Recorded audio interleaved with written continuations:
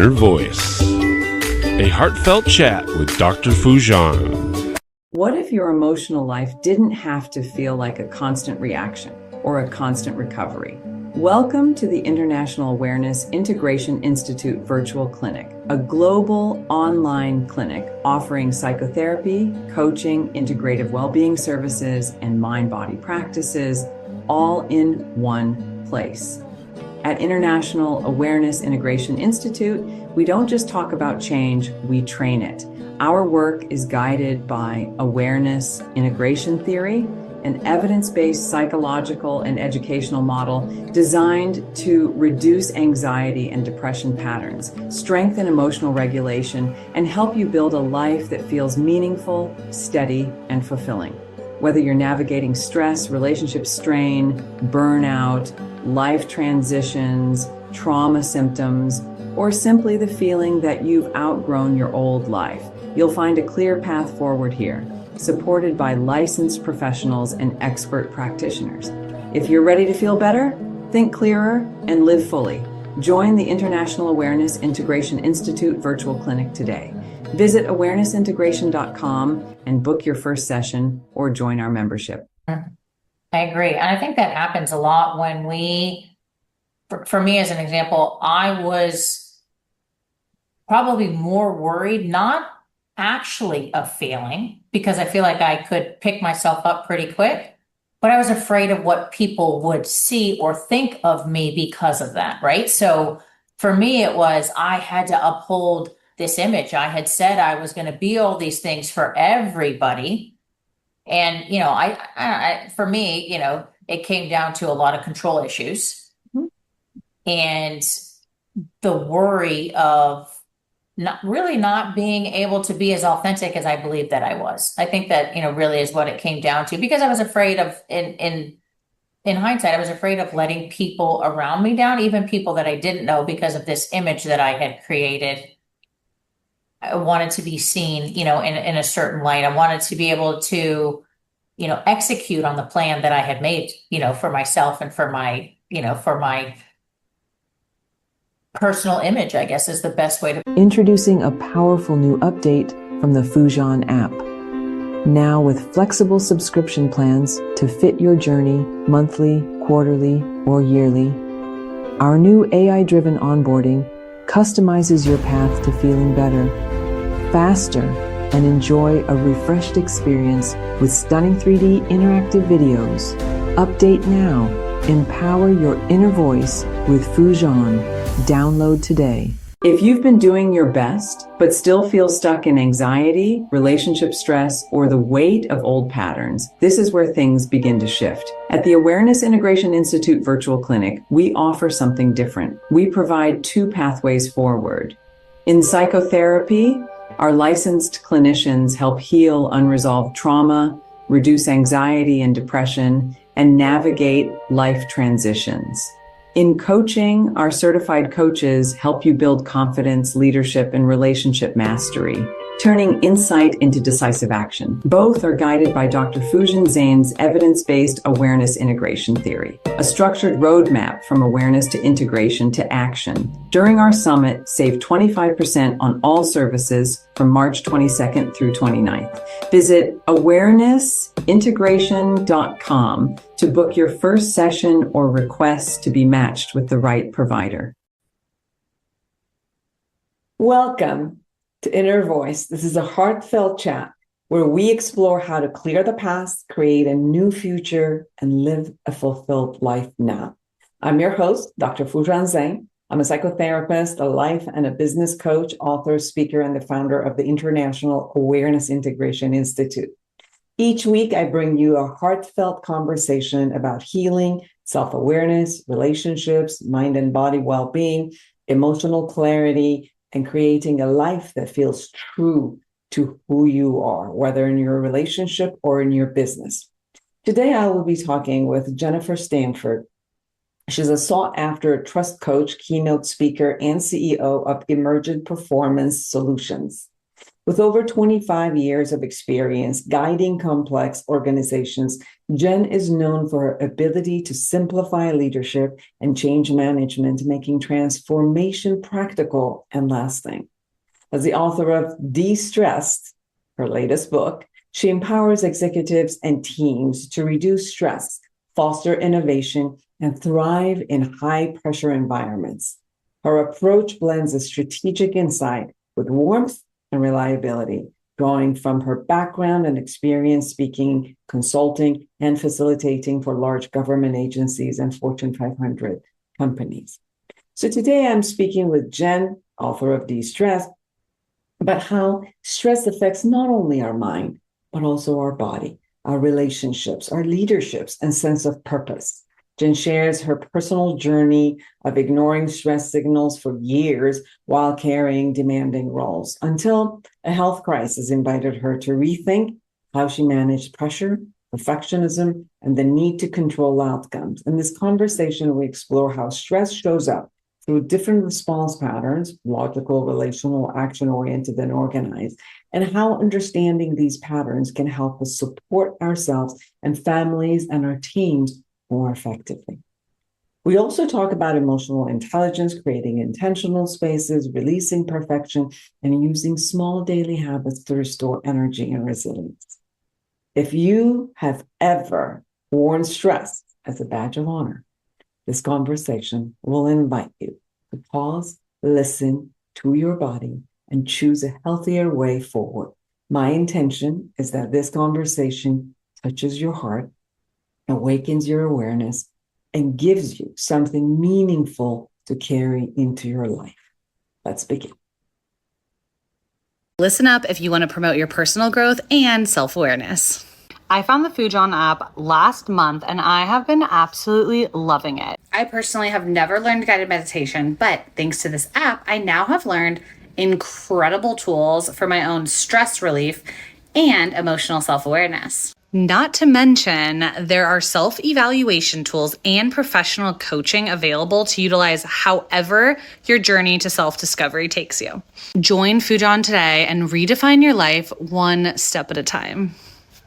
Now, sometimes the mind understands, but the body still holds the stress. That's why the International Awareness Integration Institute Virtual Clinic offers mind-body services that help you regulate your nervous system, restore calm, and return to yourself physically, emotionally, and mentally. Our reflective practices include guided mindfulness, breath work, yoga, and grounding exercises, and specifically curated to support emotional regulation and physiological calm. Our somatic integration practices are a refined body-led approach where healing begins with presence, working with breath, sensation, posture, and gentle movement so resilience becomes felt, not forced. And for those who want deeper whole person support, we offer functional well-being guidance, addressing the interplay between hormonal balance, digestion, sleep architecture, and lifestyle factors with a root cause holistic framework.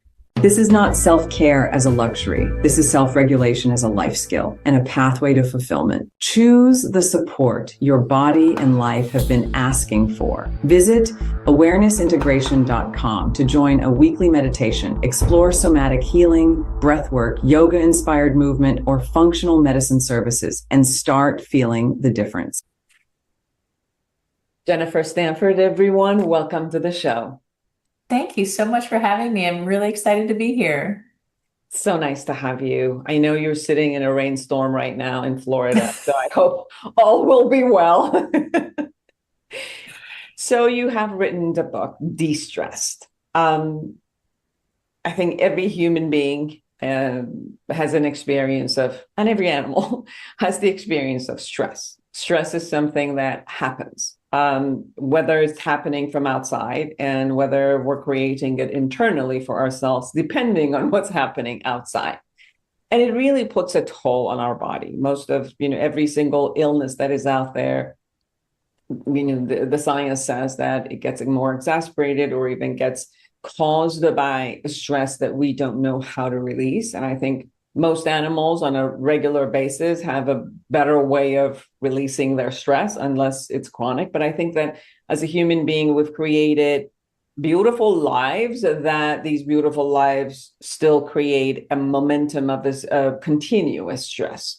Whether the external structure creates the consistent, or we're handling it anyway, but with the way we think about it, we create the consistency. So I know that this is so important for all of us to know how to de-stress. What got you to want to write about this? What was it about the stress that got your life in a way that now you just wanted to share with people? Interesting, because when I started writing a book, on how change impacts us differently. That really is my lane: change management, transformation in organizations. And I wrote a chapter on stress, and I started to realize this is my story. This is really where I had been. I had been in a place where I was, the best mom, the best CEO, the best wife, the best friend, the best everything. And I wasn't going to let anything stop me, right? That was what I wanted to be in this world. And I did that pretty successfully for a long time. But as you said, it was taking a toll on my body, and I was simply ignoring the signals. I wasn't paying attention. I was writing them off. I would say, I'm just busy. This is a busy season. And over time, my son was in college, and he had a pretty severe health scare that lasted for a while as we tried to, figure out what was going on. And then I had, just work issues, and I just was still trying to carry it all. And I thought, that is what a strong woman does, right? That's what a strong leader does. And I found myself in the ER. I had gotten pneumonia, and I ended up being out for a month. And I just watched things tumble. And I thought, gosh, what example am I setting for my daughter? What example am I setting for the employees that, that rely on me to be there and to be present? And so that shift in my life, when I wrote that chapter, it just clicked for me that this is really what the story is. And everything that deals with change can be traced back to stress. And I honestly would say that pressure, like you said, stress is everywhere, right? It's an event, it's an existence, it's part of, humanity and animal life as it was meant to be. But there's a difference. Pressure can be a great motivator, but when we cross over into stress, right, or distress from eustress, we're creating physiological moments in our body that we may not be able to handle. And I certainly at the time was not able to handle it after that pileup just came. I think that as the stress shows up, when we know how to release it, it comes in, like you said, it creates a motivation, it creates excitement for us, it creates resiliency, actually, where we know how to handle this. It seems like it becomes worse when we don't know how to let go of the stress, or we're not seeing the signs. Like I remember, even when I was in college, in my 20s, I had a lot of stomach ache. Like my body was holding the stress. I had no idea how to release it. And my body would hold it. And I would just have, like, I had ulcers. I had so much issues. And it was interesting because the more I learned how to have more on my plate, I had to learn how to de-stress more, because every single excitement, every single growth process, everything was going to create a different level of stress, because something is new, it's novice. Obviously, you're stressed about learning something that is new. And if you just get stagnated and you don't want to move forward because it's stressful, then the stagnation by itself, it creates a different level of existential stress. So it's one of those things that you can't get away with, and you have to learn how to release this. How did you go through this process of connecting with yourself? I know chapters are there also about, what this does to your body. How did you learn? How was, this getting connected? Like you talked about your illnesses, but the next level, which is how to de-stress. What want you to know the next path? I think it's interesting because I felt like I was releasing because I exercised every day, as an example, right? That was only one form of release, but I believed that as long as I was doing that, I was doing what I needed to do. And I just, again, kept ignoring those signals. And really, it wasn't until I had this crash, which is, part of my desire to get this in front of people, is so many high performing leaders think as long as I have an exercise routine, as long as I'm eating decent, I'll be okay. Well, I found that, as an example, I would exercise, but I wasn't sleeping enough. Therefore, I would wake up in the morning feeling anxious, grab a cup of coffee, right? Or two or three, go into my day, make poor food choices. I didn't realize all the connections that were, I did gratitude journaling. I did some of the things, some of the times. So I would say really what changed for me is, and you could probably appreciate this, but was when I decided to get an emotional coach and a therapist to really help me see, why was I ignoring the stress signals? Why did I have such a propensity to have to achieve in spite of myself? Like, what was I going towards? And so I think that I needed to learn, like you said, to release in all of my energies, right? So, my intellectual energy, my physical energy, my purposeful energy, and my emotional energy, all those energies, I needed to realize that they were a system and not one-offs. And I had to really learn how to pay attention and create resilience for my entire system. And so, releasing those stressors. And honestly, for me, what it became was, in the beginning, it was release, and there's still some release, but then it was building up that strength of energy in all of those areas. That was really what became life-changing for me. And it's just very unfortunate that it didn't occur to me, or it didn't happen until my mid-40s, before I was able. I wish I'd known that in my 20s, right? I teach my children that. It's, all the time, hoping that it'll make a difference in their lives. Yes. And as you were talking, I was looking at, where did I learn? Yes, a lot more, probably even, I would say, in my 50s, where I had to let go of a lot of the attachments that I had in my head that would create this stress. Like, I would come up with, well, a right leader or a right CEO's got to do this. And then I would get stuck in the rightness of what I said. And then I would really stress myself in that way. And this notion that I'm going to fail. And how do I handle the failure versus stressing of, what if I fail? What would be the public embarrassment?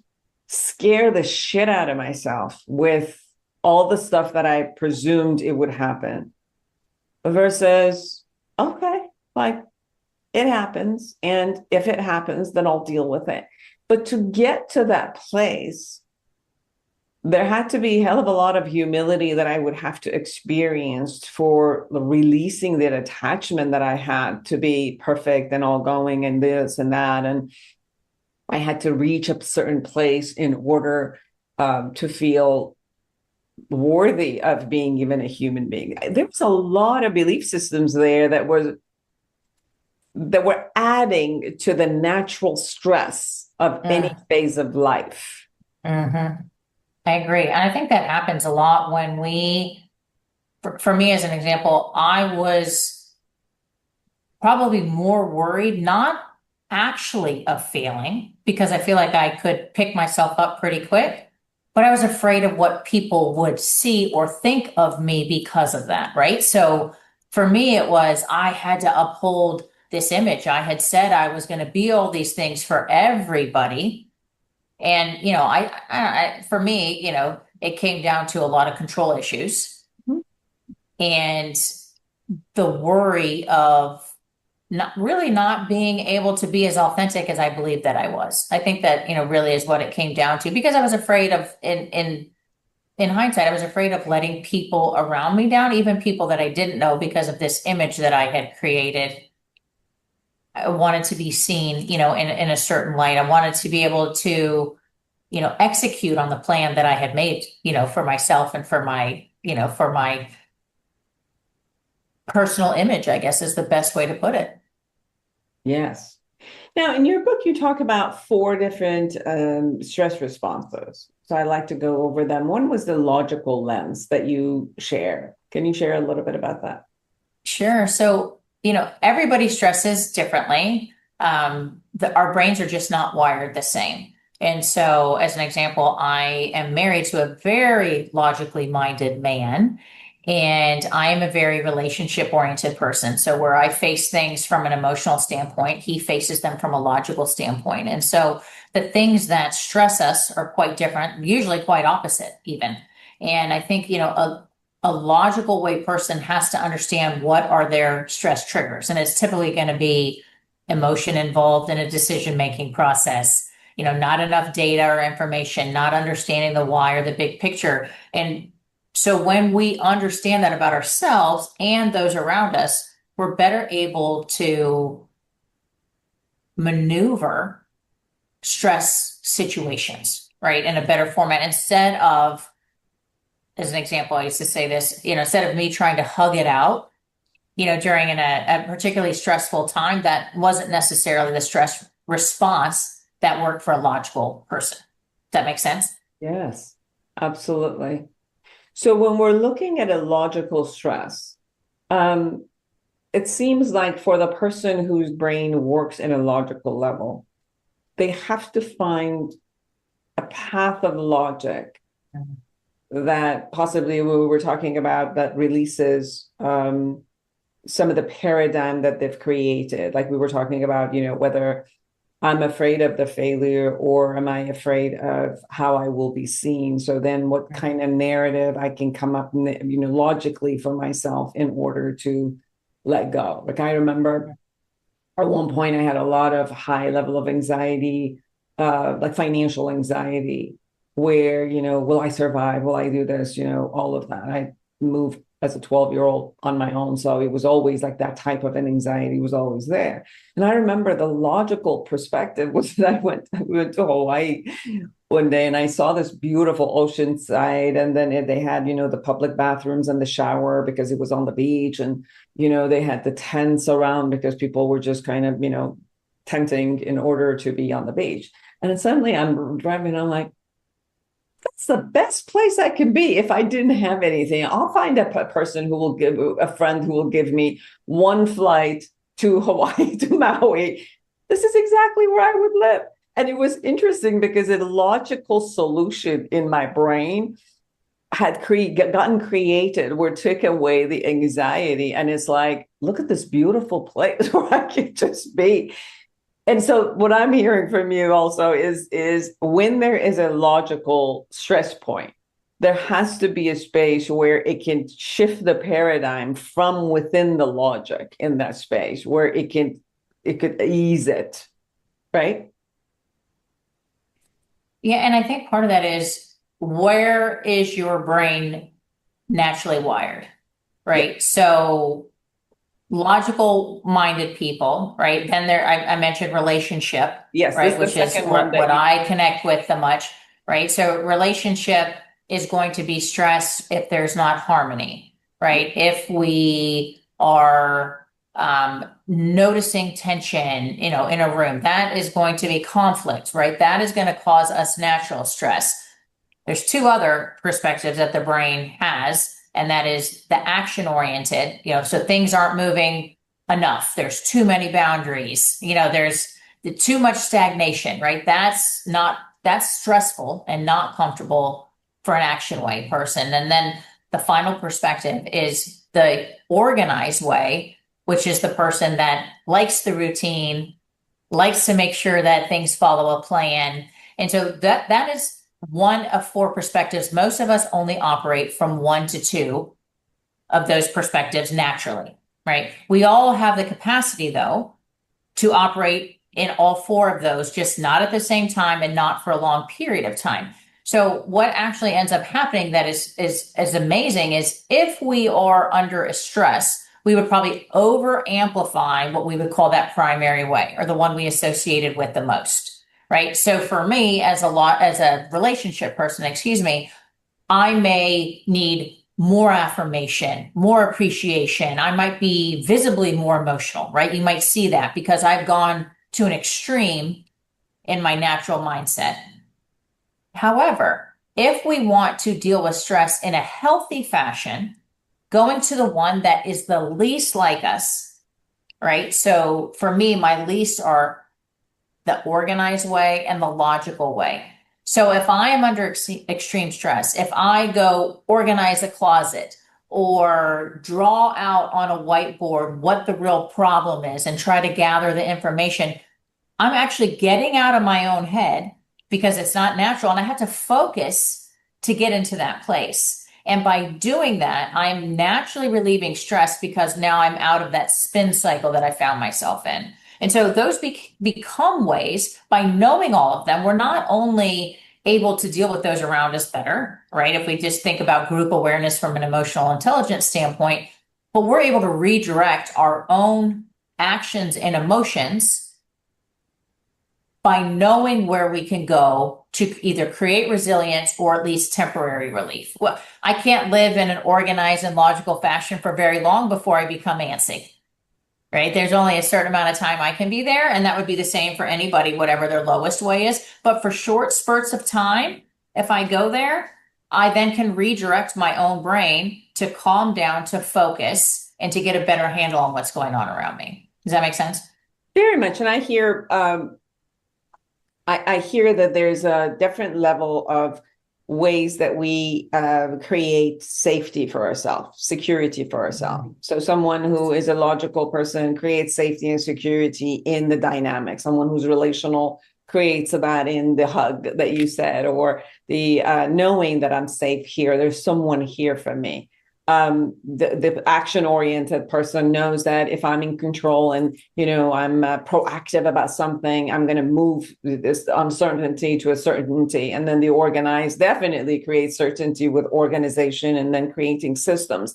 And what I'm hearing from you is that when someone has their safety within one of these four paradigms, if they're getting caught into theirs, then access to the other ones, whichever else is available for them, or they can access the other one, removes the attachment to one level that they're not getting and opens the door for them to be active and move to different parts of their brain, different parts of their needs, and bringing all of these together. And I can even see how, using all four of them in some format really brings the kind of like the organization of going from uncertainty to certainty, being proactive, knowing that I'm doing something, I'm in control of whatever it is I'm in control of.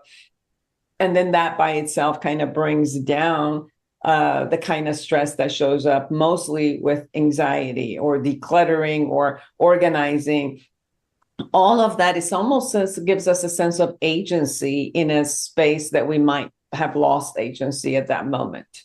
So true. I mean, you're exactly correct. And I think we can do that on an individual level, right? Being cognizant, but I'm also always encouraging teams. So if teams are working together by bringing in all four, like you said, we're really able to make sure that we're addressing any of the stress triggers or response actions within a group of people without necessarily having to know what is your, primary way, as an example. What do you relate to the most? If we can learn in a group setting to make sure we're tapping on all of those, even if it's just for a few minutes, we have a much broader perspective in which to give people that agency that you talked about to then deal with and move on. And I really believe that's how we create resilience within teams and ourselves. Be stressed. Everyone, go get this book by Jennifer Stanford, Proven Strategies for Leaders to Lower Stress and Boost Performance. You were talking about teams. I was even talking because right before we started, I had a coaching session with a CEO. And it was interesting because they were also talking about the concept of how family, they're stressed with the family system, which is a young child there, and everybody's being stressed about, how to handle work and young child and all of that. So by the time he got to work, he was beat already. Like, I can't handle all of that. And partially it was the same thing. Like, when two people in the family system, also each one of them, as you shared at the beginning, like you, between you and your husband, when you got families and you have, many children, each at different age, everybody stresses in a particular way and de-stresses, and they come from a different place. So when you shared about the team, whether this team is at your home or the team is at work, which you're, 8 to 10 hours with them working with the creating projects, this concept of first getting to know what works for you, and then opening this concept of in how to bring this into a balance where each person comes from a different place. They get overwhelmed by the stress and it holds them back. And sometimes you even sabotage yourself because you're so stressed that you stop every angle of your life, right? Mm-hmm. So for example, when I was talking to this CEO,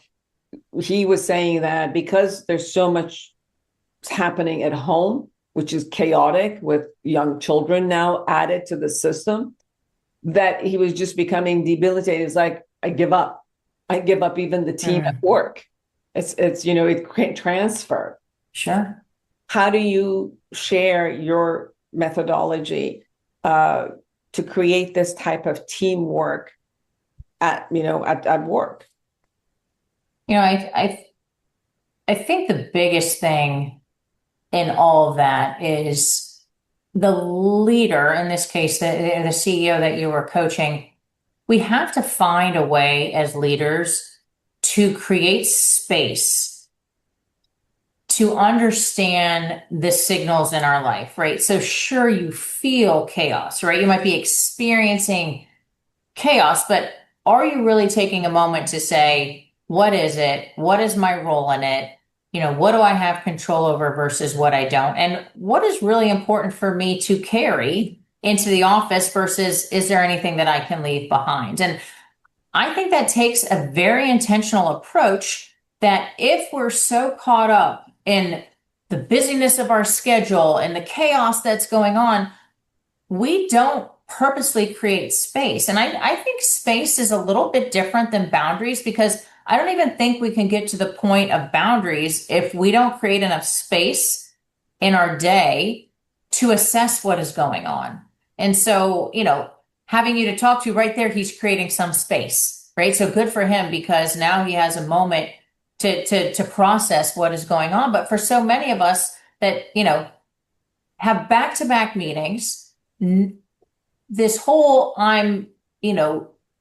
my life is adjusted to the Outlook calendar drives me bonkers. We operate on 30 minutes or an hour timeline with no breaks in between. People are not drinking water because they don't feel like they have time to go to the bathroom. It's the most insane philosophy that I could possibly imagine, working with people and saying, you have to be the one to create space. And if you're willing to do that, it's amazing to me. If we can create space, if that's the first thing, right? If we can create some space, then we're really able to show up for our teams in a place that's a little bit more authentic, a little bit higher energy, right? I share in the book, to me, energy is our greatest currency, right? The way that we show up, it's not how smart we are, how many things we've accomplished. It's really, how are we showing up for our teams and creating that safety? And so if we want to innovate, if we want to stay relevant, we have to find a way to bring that correct energy into a room. And if we're carrying, and this is the whole thing about why I believe this is a whole person issue. We shouldn't be one thing at work and one thing at home. It's so difficult to balance. If we can just find ways to create more space so that we can process and address issues across the board, we show up for both places with a little bit more energy, right? And the thing with our energy in our teams is that it's not just the leader's responsibility to show up and bring the energy. It is your responsibility to show up with great energy.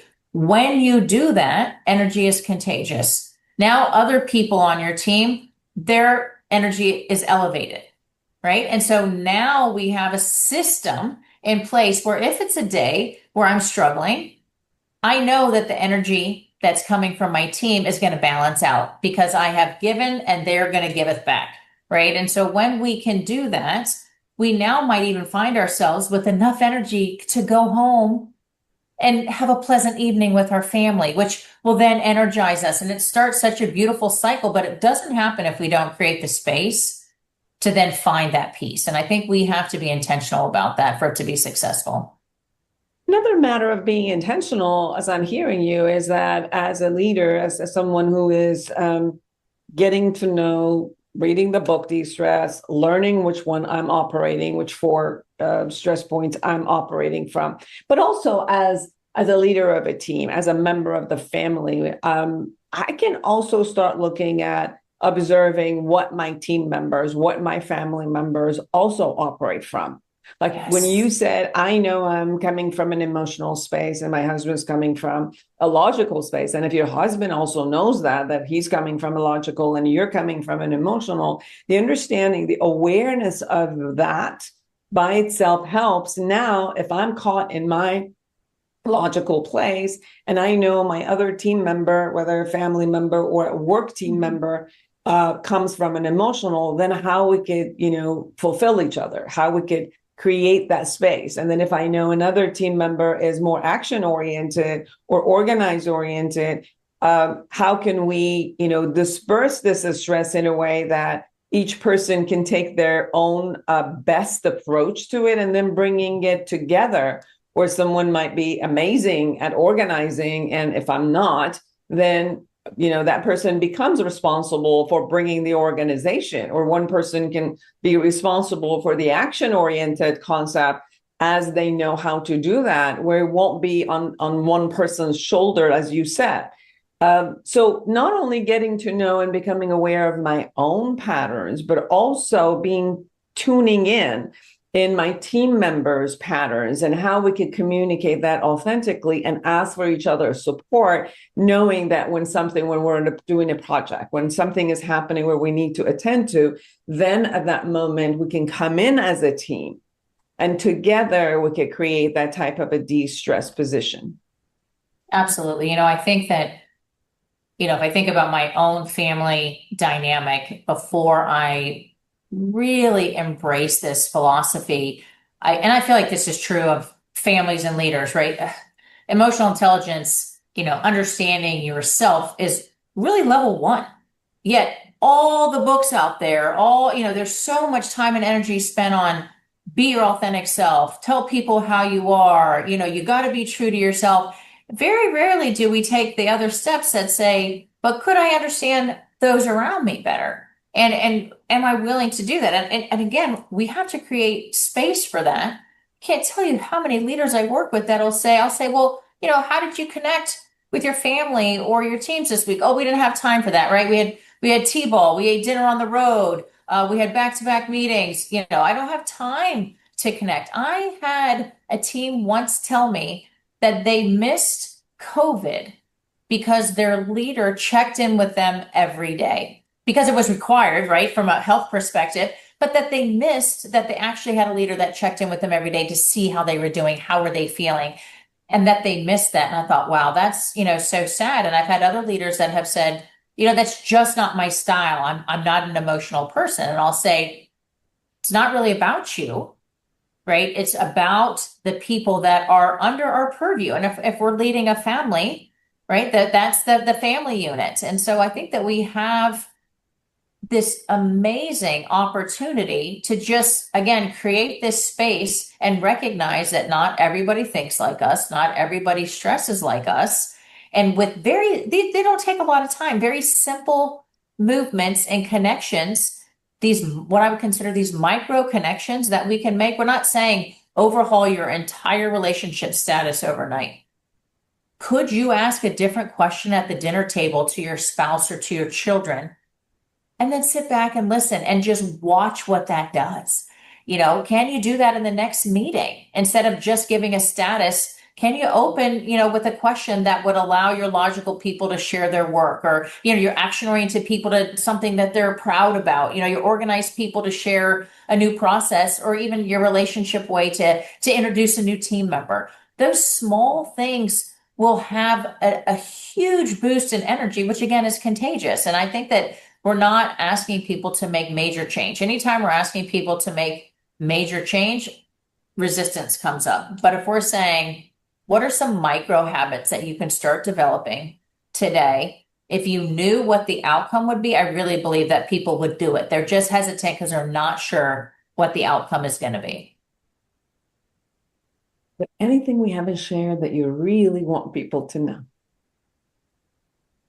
We've shared so many great things.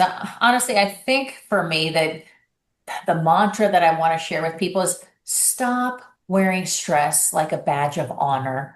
Being the most stressed, the most busy person doesn't make you the most important person in the room. It makes you the most stressed and the most busy person in the room. Yet somehow we have decided that if our response is, I'm so busy, that relates to somehow I'm so important. And I would just challenge people to create some space, stop wearing it like a badge of honor. And I think these micro habits will just have an incredible impact on your lives overall, which in the end is what we're here for. Yes. Everyone, please get this book by Jennifer Stanford, De-Stressed, Proven Strategies for Leaders to Lower Stress and Boost Performance. Jennifer, how can people find you? Pretty easy. They can just go to jenstanford.com. Everything is on there. Links to the book, speaking engagements, anything that you're interested in. And please, feel free to follow me on LinkedIn. I would love to continue the conversation. Beautiful. Thank you so much for taking care and being with us, especially in the middle of a rainstorm. Thank you, Dr. Foojan. Hopefully it didn't mess this recording up too much. No.